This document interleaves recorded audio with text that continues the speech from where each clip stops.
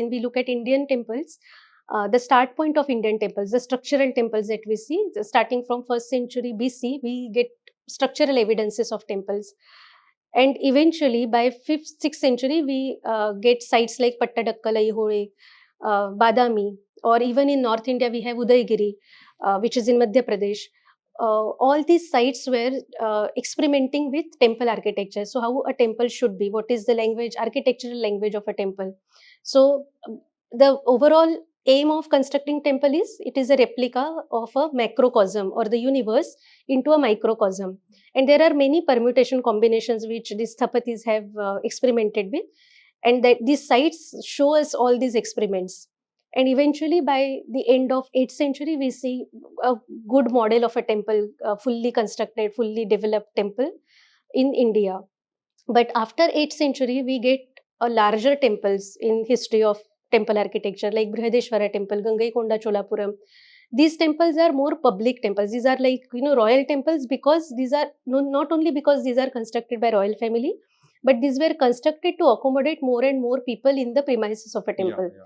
And eventually, it's a temple city in its own way. Yes, and all these temples, so that this also shows us how social conditions have changed. So from a singular or from a very private worship that used to happen earlier, now this is more of a larger festivals or more celebrations in the temple, more cultural identity related to temple, like dance and like I said, agricultural activities. Everything is happening within the premises of temples. And similarly, after 8th century, we see larger temples like Brihadeshwara in southern part of India. We see Lingaraja temple, Sun temple, Konark in Kalinga region. We see Somanatha temple or other temples like Sun temple, Modhera in western India. Northern India, we see Khajuraho group of temples. So all these temples are like epitome of temple architecture in India. Now, when we look at Indian temple architecture in Cambodia, they also have their own journey of evolution. So they started since 1st century AD. We see footprints of Indic culture or Hindu culture in Cambodia. So we see, Sanskrit inscriptions, Sanskrit as a language of their royal courts, their political, all the endeavors. We see Shaka era being used as their normal calendar system. Varmana title being used by the kings as a honorific title for their kings, which is also very similar to Indian context. And we see very smaller footprints of singular temples, like only Garbhagriha or temple constructed as part of larger ashramas. So these references are there from 1st century till 5th century. Now 5th century onwards, there is a revival in their political system. So there is a kingdom called Shenla, which unified the larger Kambuja Desha. And we see slightly, temples with more evolved architecturally.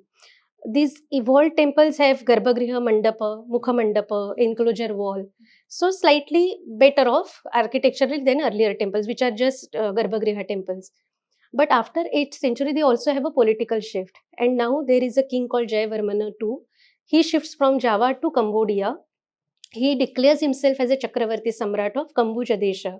Now during this time, the Cambodian region, the Kambuja Desha, is current day Cambodia, Laos, Thailand, Vietnam, Singapore, Malaysia, and some part of Indonesia. So this is the huge huge region which was under Kambuja Desha. And Jayavarmana also brought with him a different way of looking at temple architecture. So he wanted to construct temple as a nucleus of city, and every king afterwards started constructing this nucleus for the city, which is a temple. Now this temple would have it becomes the center of that city, enclosed with multiple layers of settlement.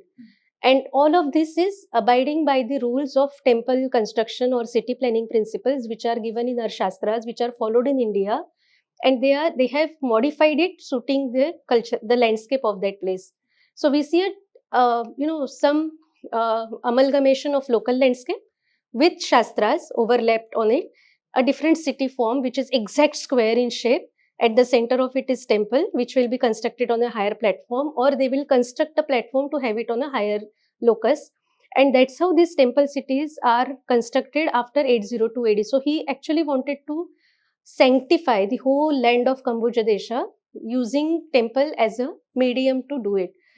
And eventually we see temples dedicated to Shiva, Vishnu, Harihara, and temples constructed as astronomical centers, temple constructed as observatories, as a place where which is exclusively institution in itself to teach Vedas. So likewise, there are kings who are constructing these temples year after year up to 14th century. And that's how we see this journey going simultaneously. Now coming back to the political history, kings have always been in association with Kambuja Desha, the kings who are ruling in India. So they have this to and fro trade with Kambuja Desha, being Kambuja being in the center for trade route from India to China. So the very popular Silk Route that is known to everybody, the route started from China, it went to the Western world up to Rome. But there are many smaller routes also to this larger Silk Route.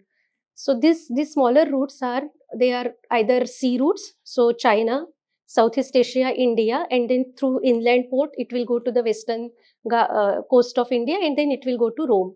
So in this context, the way India got benefited because of the trade between China and Rome, similarly Cambodia also became a major hub of trade because of the trade between India and China. And now all the kings that we are looking at from 1st century till about 10th century, they have this conversation going on with Cambodian kings and with China, because that is the best place for them to keep their ships, to halt there. They have beautiful ports there. They have all conducive environment to keep their port or a halting station at Cambodia. What happened in 1025 AD, which changed this whole scenario about trade and ports in Southeast Asia, is till 9th century, everybody is working independently. So Kambuja Desha is independent. There is a Shama dynasty. There is a Champa dynasty. There are Sri Vijaya dynasty, Tamralipti. All of these are part of Southeast Asian dynasties. Here in India, we have Chola dynasty. So Cholas, Raja Chola, who constructed Brihadeshwara temple, has very keen eye on how this trade is happening between India to China, and how all these trade routes, sea routes, are managed by Srivijaya dynasty, which is currently Indonesia. So Indonesia has all of these smaller islands, and there are these bottlenecks. So all these bottlenecks were handled by Srivijaya dynasty. These were monitored, taxed by Srivijaya dynasty. Now Rajaraja Cholas, after the son of Rajaraja Chola, Rajendra Chola, he was extremely ambitious and he knew how to streamline these things. So he was ambitious also because he wanted to annex lot of these kings like Kalinga, or even he went up to Pala dynasty. He brought Ganga from there to the southern part of India. He constructed Gangaikonda Cholapuram to celebrate his victory. Along with that, he also had a close eye on what is happening in Southeast Asia as part of their political policies. Kadaram. So, what happened during this time is 1025 AD. Kambuja Desha has a king called Suryavarmana I. He is extremely powerful, very much like Rajendra Chola, ambitious, and he consolidated his kingdom. He consolidated Vietnam, all of these surrounding countries which we see today, part of Kambuja Desha. Now, slowly, gradually, he started attacking Sri Vijaya's ports. And Sri Vijaya retaliated, obviously, because that is their.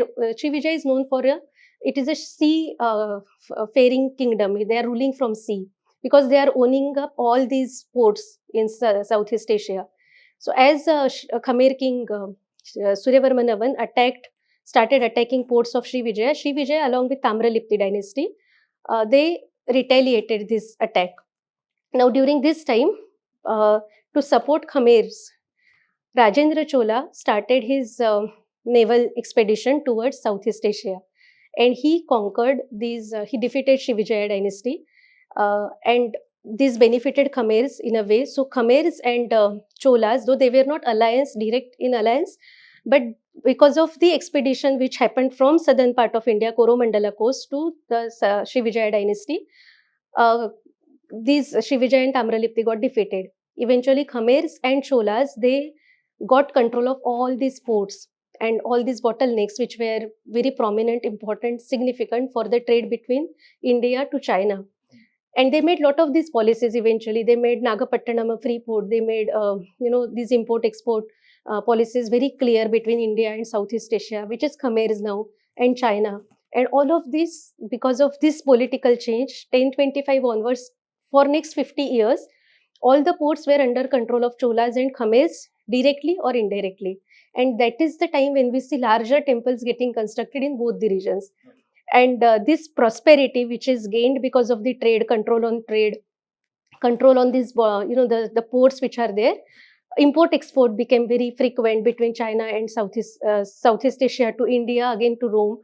We see southern part of India getting flourished, extremely prosperous because of the trade. Lot of people are settling in southern part of India. So Nagapattinam is like a metropolitan. There are many people who are coming from China and Southeast Asia and getting settled in Nagapattinam or Mamallapuram. So we have records which tell us that people knew multiple languages so that they could interact with different, multicultural people. There were fortifications. They had added few places, surrounding places to Nagapattinam so that it becomes a larger administrative center to cater to the infrastructural requirement of trade, which is happening at Nagapattinam. So these are also, architectural advancements that we see during this time. So 9th to 13th century is a golden time for temple architecture in India, also temple architecture in Southeast Asia, and especially in Cambodia, because after Suryavarmana I's reign, around 50 years after that, we see the largest temple getting constructed in Cambodia, which is Angkor Wat temple.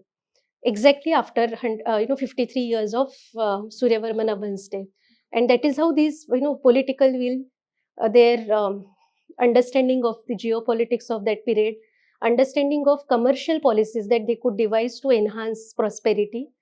This all came together to give prosperity to both these regions, and they worked in alliance for a long time.